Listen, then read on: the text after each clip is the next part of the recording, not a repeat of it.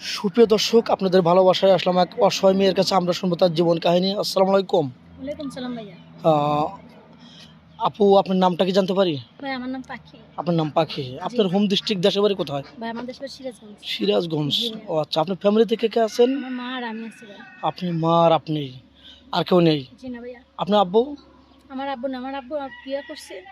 ও, আরেকটা বিয়ে করছে। জি। আপনার কতটুকু বয়সে এই কাজ করছে? আমি ছোট গেল, অনেক ছোট বয়সে। অনেক ছোট। তাহলে আপনার আব্বু কথা মনে পড়ে না? জি না ভাই, মনে পড়ে ভাই, কারণ কষ্ট লাগে। সবার বাবা আছে, আমার তো আর বাবা নাই।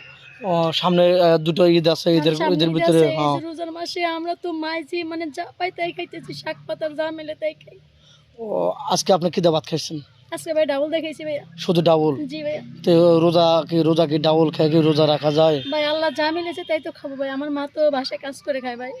ও, এর স্যার বেশি জোটানো সম্ভব না নাকি? জি না ভাইয়া। ও আচ্ছা, আপনার বয়স কতটুকু? ভাই আমার 2002 সালে জন্ম।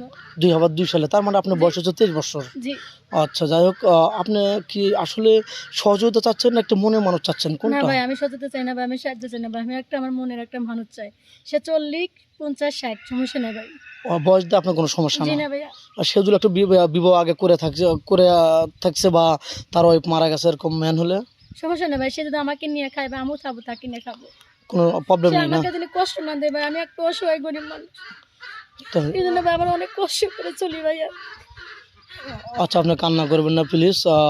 আপনাকে আপনার যে শরীরে পোশাকটা দিচ্ছেন বা আপনার থ্রি পিস পরছেন, এটা কি আপনার? না জি না ভাই, এটা আমার আম্মু বেজে বাড়িতে কাজ করে বাড়ি ওই বেতন চায় নিয়ে আসছে? জি। ও, তাহলে খুবই কষ্ট আপনার না? অনেক করে। পড়াশোনা কি করছেন আপনি?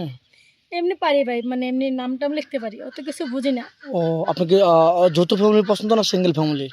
ভাই আমার কাছে কি যে আমাকে সে ডাল ভাত খাও, সে যেমনই থাক সমস্যা না, আমার সিঙ্গেল আর মানে যত যেমনই জন- থাক সমস্যা যে নেই।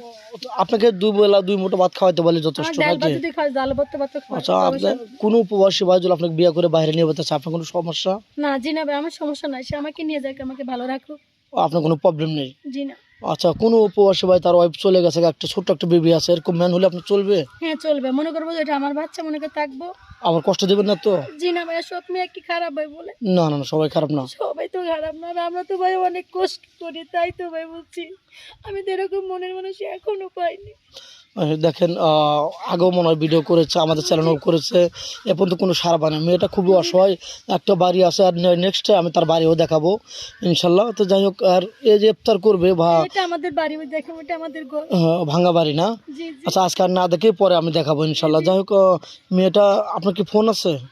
জি না ভাইয়া, আমরা তো বাতই পাই না ভাই, ফোন কিভাবে চালাবো? মেয়েটা কোনো ফোন নেই, আমাদের নাম্বার দেওয়া থাকবে, কেউ ভিডিও কল দেবেন না, ইউটিউব চ্যানেল কর্তৃপক্ষের নাম্বার দেওয়া থাকবে, ইমো হোয়াটসঅ্যাপ থাকবে, কেউ ভিডিও কল দেবেন না, অডিও কল দেবেন।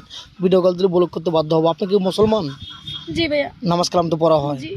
রোজা তো পড়তে নিয়ত করছেন 30টা রাখবেন হ্যাঁ জি, ইনশাল্লাহ? আলহামদুলিল্লাহ ভাই, আমাকে যা দেখা হয় তাই আলহামদুলিল্লাহ, ওটা দেখে রোজা থাকবো, সমস্যা নেই ভাই। ও কিন্তু আচ্ছা। কোনো ভাই যদি আমাকে যদি বিয়ে করেন ভাই, ভাই আমি অনেক মানে ভালো হবে। আমার মাকে সেদিন দেখাশোনা করে, সেদিন আমার মাকে একটু দেখাশোনা করে, আর কিচ্ছু না ভাই।